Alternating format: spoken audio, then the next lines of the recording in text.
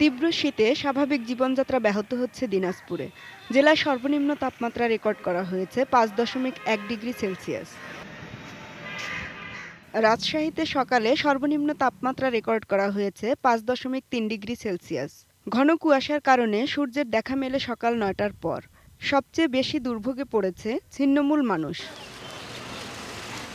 রংপুরে সর্বনিম্ন তাপমাত্রা রেকর্ড করা হয়েছে ৭.৫ ডিগ্রি সেলসিয়াস।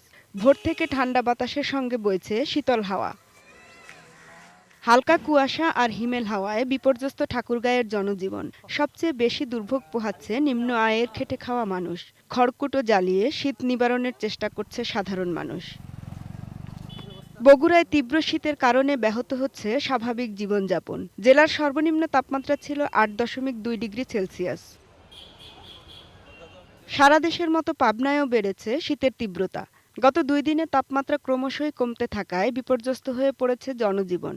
সকালে পাবনার ঈশ্বরদীতে সর্বনিম্ন তাপমাত্রা ৫.৫ ডিগ্রি সেলসিয়াস রেকর্ড করা হয়েছে।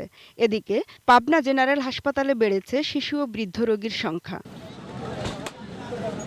শীতের তীব্রতা বাড়ায় জনজীবন বিপর্যস্ত যশোরে। যশোরের তাপমাত্রা ৬.৩ ডিগ্রি সেলসিয়াস।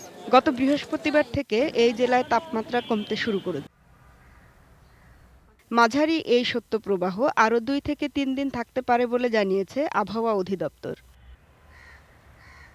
শ্যামা সরকার, ডেস্ক রিপোর্ট, এটিএন নিউজ।